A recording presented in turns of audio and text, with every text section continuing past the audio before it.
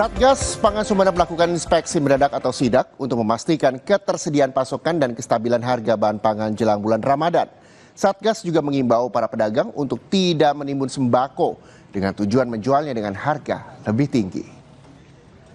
Di pasar tradisional Anom di Kecamatan Kota, para petugas mendatangi sejumlah lapak dan toko yang menjual minyak kemasan, minyak curah, telur, daging, dan juga beras. Pengawasan meliputi ketersediaan bahan pangan dan juga harga. Secara periodik, pengecekan dan pengawasan akan terus dilakukan dengan melibatkan sejumlah instansi terkait. Sidak ini diharapkan bisa ikut menjaga ketersediaan pasokan dan kestabilan harga.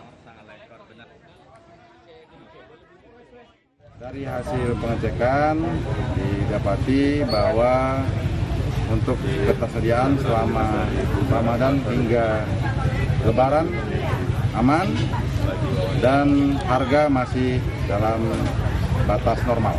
Kita mengimbau kepada para pedagang untuk tidak terlalu menaikkan harga dan juga tidak menumpuk barang agar ketersediaan barang selama Ramadan dan Lebaran tetap terjaga.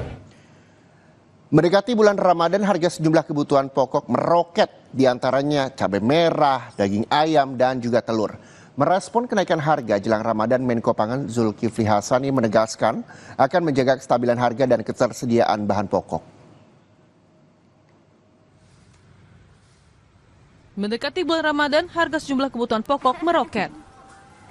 Di Pasar Flamboyan Pontianak, Kalimantan Barat, harga cabai rawit tembus Rp130.000 per kilogram. Cabai sebelumnya dijual dengan harga Rp70.000 per kilogram. Pedagang bilang kenaikan harga ini sudah terjadi selama 1 minggu terakhir. Penyebab utama kenaikan harga komoditas pangan ini adalah tingginya permintaan di pasar, sementara pasokan dari agen distributor sangat terbatas akibat banjir dan pengiriman ke daerah lain.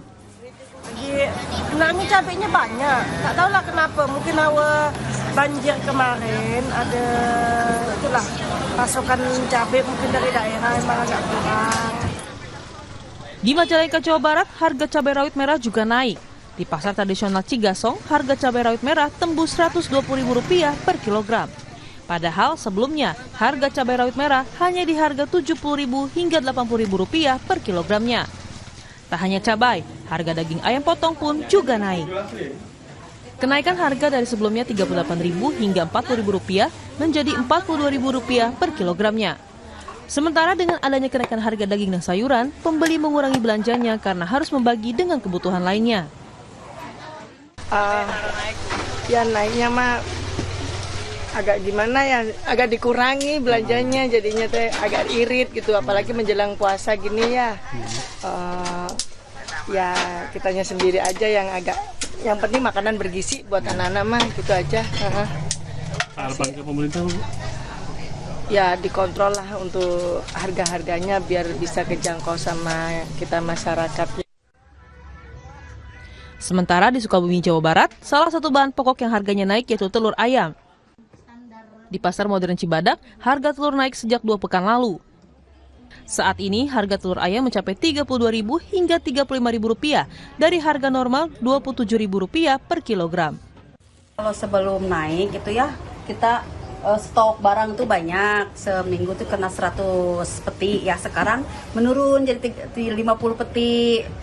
Kadang-kadang stoknya susah juga, itu dari kandangnya juga agak sulit gitu. Biasanya kan kita beli 27, 28. Sekarang bisa nyampe 30 sampai 35. Terus biasanya sebelum naik? Biasanya sebelum naik tuh seminggu bisa 2 sampai 3 kilo. Sekarang paling sekilo atau 1,5 kilo. Karena mahal. Karena mahal. Tolonglah untuk pemerintah dikurangin di ini deh, harga-harga sembako diturun-turunin. Merespon kenaikan harga jelang Ramadan, Menko Pangan Zulkifli Hasan menegaskan akan menjaga kestabilan harga dan ketersediaan bahan pokok.